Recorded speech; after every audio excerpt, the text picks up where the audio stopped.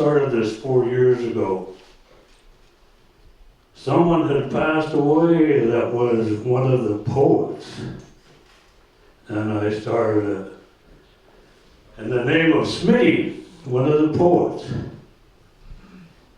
And I was at the hotel and I was thinking and practicing, man, you're gonna look so stupid, Lloyd, why are you gonna do such a thing? So anyway, I was sitting next to Dave Dinsmore and his girlfriend Renee, and she said, Lloyd, you gotta take more risks. And it's been ongoing now for 4 years. But Thursday, at the dinner, brother from different mother said, is there gonna be a dance, brother? I looked at him and I thought, will there be or won't there be? Well, here I am one more time. So anyway, the ongoing saga is I did a mime of the sun rising 3 times over my arm. Then there was a time when the natives were following the caribou and they found them laying in the bottom of the Mount McKinley.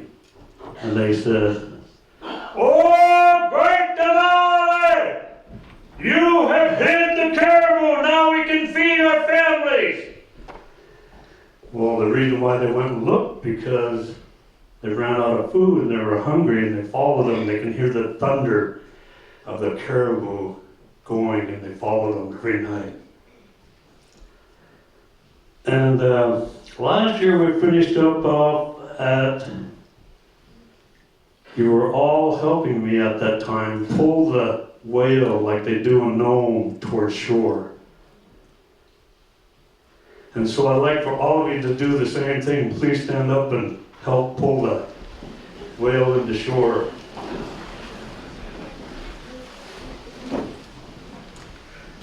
Okay, we just all got done pulling the whale in where I left off. Would you all do me a favor, hold hands with the person next to you, please?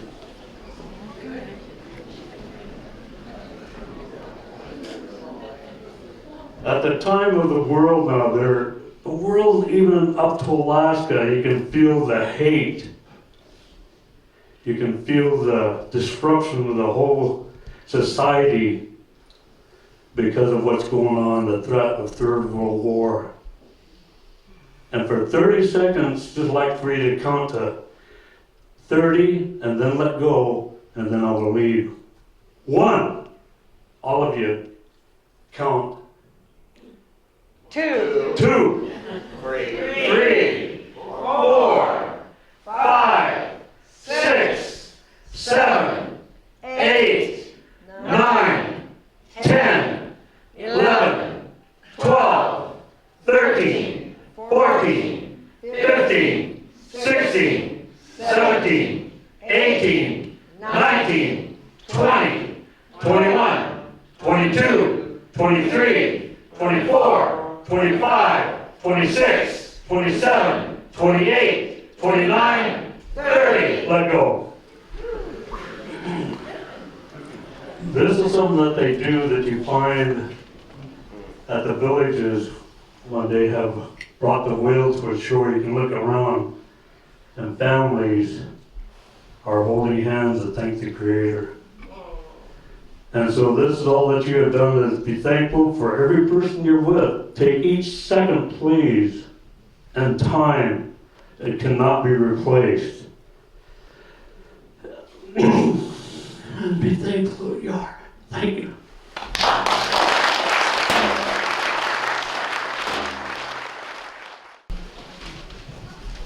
Jack's up and Will's on deck and Mo's in a hole.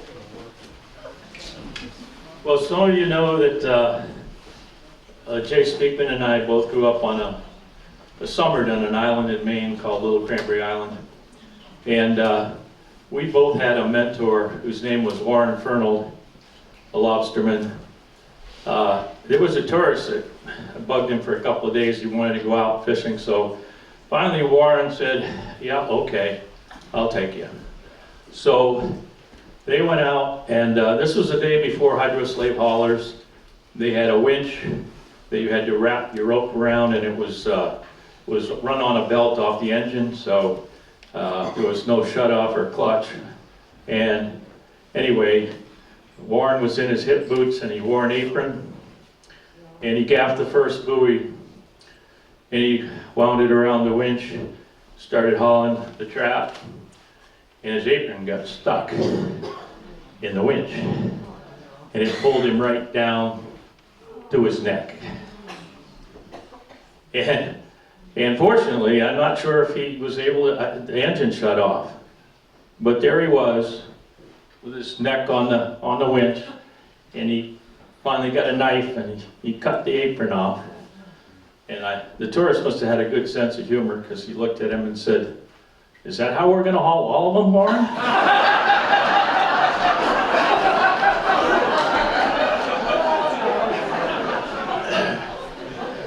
This is a short poem called Finishing Up. Fall declares itself in that bitter, hurried wind, in that dying light. Fall blusters its angry, muscled cry. History sings through screaming Davy blocks, baiting traps as father did, trying to catch tomorrow. The fish boats turn their circles. Thank you.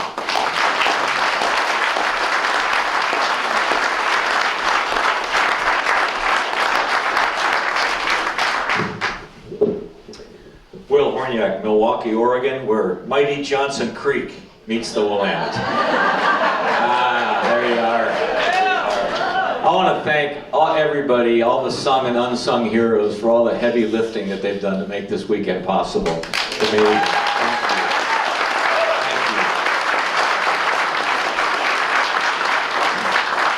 a little story from the Upper Skagit people passed on to me by Vi Hilbert, who is one of the last of the Lushootseed speakers, the language of the Olympic Peninsula. I need your help to tell the story. When I say the word "yaw," I just need all of you to say "ho." Ready? Yaw. Ho. Good crowd. One more time. Yaw. Ho. Long ago, they say sky. Sky used to be so close to Earth. And back in the old days, clouds were so thick, so dark, so heavy, people had to walk around like this all the time. And if they stood upright, they would pow, bang their heads on sky. And of course, they were all pow, getting angry at sky. Sometimes, though, somebody very strong, you know, they could lift up sky. But it always came back down. For hundreds and hundreds of years, this is how the people lived, walking around beneath the dark gray sky, getting angry, you know. But one day someone said, "Hey, I believe we could lift up the sky so high that it would stay there, but it would take all of us lifting together." And many people said, "Oh, that could never be done." No. You know, people speak different languages. They have many different ideas. And they live in many different places too, you know. Some live in blue states. Some live in red states, you know. How could you get all those people working together, you know? But one day, somehow, all of the people did gather. And on that day, they all put their hands up like this against the sky. And there came a great shout. Yaw! Ho! The sky moved. Yaw! Yaw! Uh-oh. Sky was big. Sky was heavy. Sky... It came down. But those people, way back then and there, they did something that we could do right here and now. They decided to try one more time.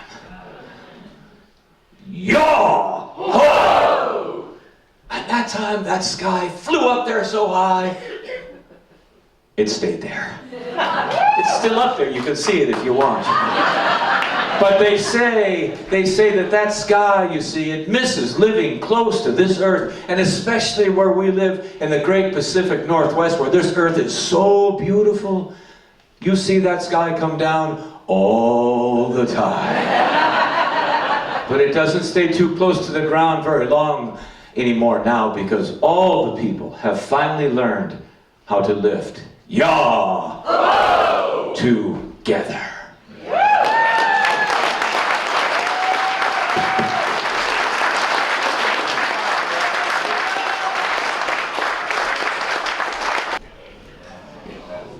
Good morning. I apologize for the sunglasses. My mermaid blood doesn't like the lights every morning. Hence the gray. So I've been banging on a lot with this new essay I wrote about wanting to be treated like a person. And it's all so that we can all find the space within ourselves to have stillness around us, to have the freedom to just listen to ourselves. And like Joel said, be connected so that we can do things like honor Hillel. That was beautiful. To look into ourselves and find out why we're here. And this is a song I wrote that the only thing it has to do with fishing is that I wrote it. And I think a lot of people get this freedom when they're fishing in between all the crazy running around, and maybe when you're stuck on wheel watch and your body's so tired it vibrates but you can't sleep. And you can allow this essence of yourself to rise up. And I miss that. On moonless nights I look for you, my freedom. On moonless nights I look for you, my freedom. I am so dazzled by the lights of everything that has replaced you, my freedom.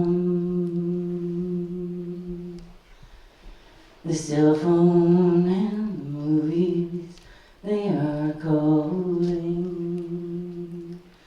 Conversations drag me down. They're calling me. I tie my heart to words of hate so frequently. On moonless nights, I look for you, my freedom.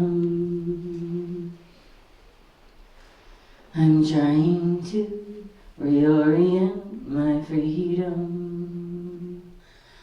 I'm trying to learn to redirect